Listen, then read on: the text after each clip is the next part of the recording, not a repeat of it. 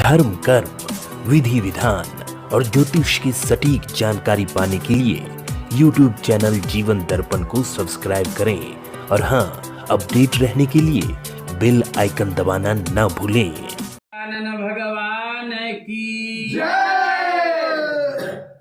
देखिए, आप लोगों की जिज्ञासा ये बनी हुई है कि गुरुजी गणेश जी को दूब क्यों चढ़ाया जाता है जी।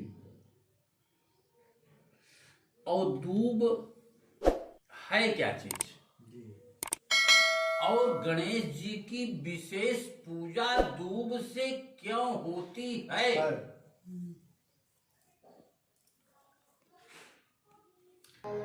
एक राक्षस था जिसका नाम था अनलासुर।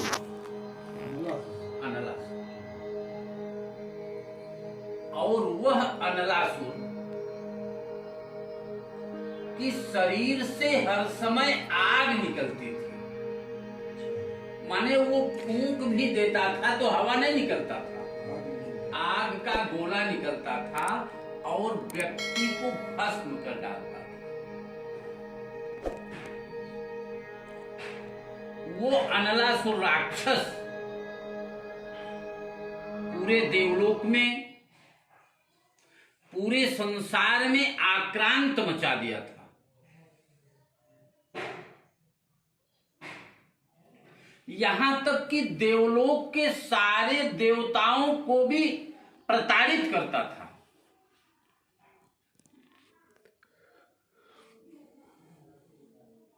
इससे देवलोक के देवता भी हैरान और मृत्युलोक के मनुष्य भी हैरान और राक्षस तो उसके परिवार के ही थे, उससे हैरान नहीं थे। शंकर जी ये जानते थे कि गणेश ही इस अनलासुर से भय मुक्त कर सकते हैं।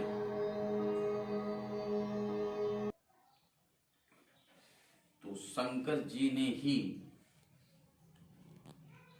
गणेश को आदेशित किया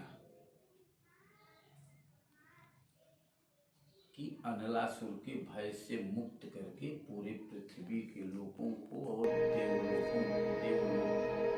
देवताओं को भय विहीन कर दीजिए, उनके भय को। अनलासुर से हर देवता युद्ध किए, लेकिन उसके भय से प्रताड़ित होकर के सब युद्धस्थल से भाग जाते। गणेश जी चूंकि उसको बाण या कोई अस्त्र शस्त्र प्रभावित नहीं कर पाता,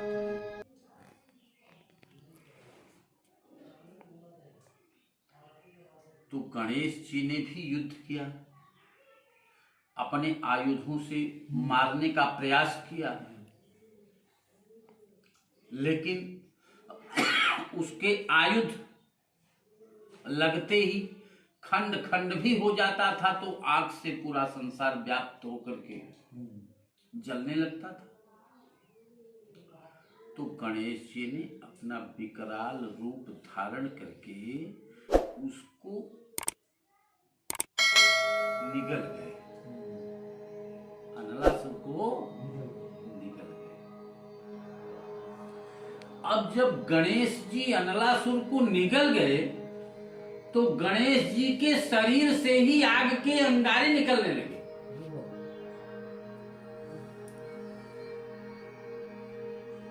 और जलने लगे। गणेश जी की इस स्थिति को देख करके कश्यप ऋषि भी वहां पर आ गए, सारे देवता एकजुट हो गए।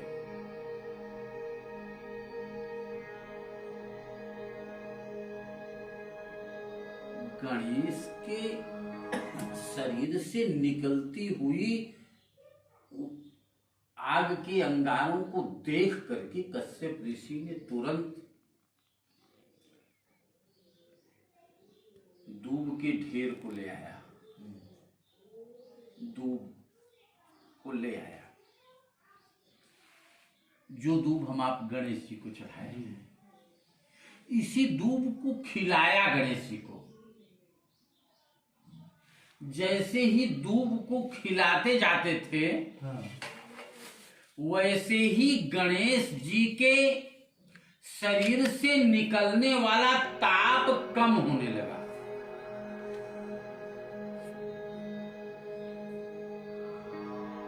अब निकलने वाला ताप जब कम होने लगा तो सारे देवता थोड़ा थोड़ा करके खिलाने लगे। इससे पूरा शरीर उनका शांत हो गया, हल्का हो गया। इसीलिए शास्त्रों में कहा गया है, यो दुर्वांकुरैर यजति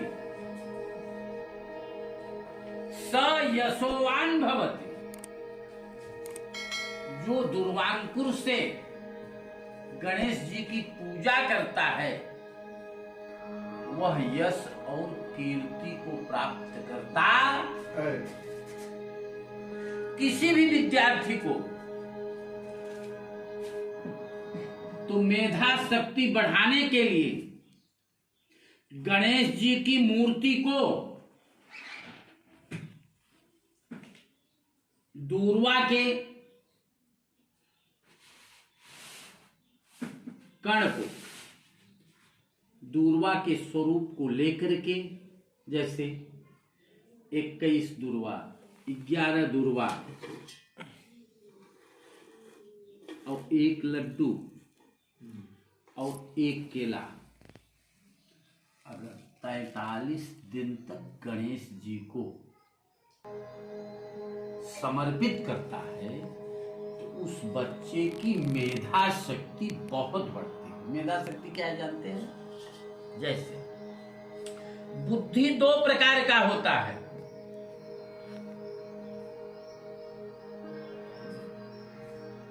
एक तैल बुद्धि और दूसरा रबर बुद्धि। रबर बुद्धि क्या है? जैसे रबर को जितना खींचेगी उतना तो खींचा जाएगा, अब छोड़ने के बाद में अपने स्थान पर आ जाएगा। इसको रबर बुद्धि कहते हैं। और तैल बुद्धि का मतलब ये होता है कि एक एग्जाम्पल किसी को दे दीजिए, उसी एग्जाम्पल से सैकड़ों प्रश्न का हल कर ले, इसी को तैल बुद्धि कहते हैं। तो ये गणेश जी के पास तैल बुद्धि है, समझ रहे हैं? गणेश जी की पूजा चारों युगों में हुआ है। जैसे हनुमान जी की पूजा चारों युगों में हुआ है, उसी प्रकार से गणेश जी की पूजा भी चारों युगों में हुआ है। इसके लिए एक पुस्तक मैं लिखा हूं, जिसका नाम है शिव एवं गणेश के विविध अवतार। तो चारों युगों में कौन कौन से गणेश हैं, किस युग में आए हैं और किसका बेटा बन के आए हैं, ये सारा इतिहास भूगोल उसमें लिखा है। अभी एक बुक मैं लिख रहा हूं, वो अंतिम चरण पे चल रहा है। एक हमारे यहाँ के वो बिल्डर हैं, जिनका नाम है साकेत ग्रुप करके है।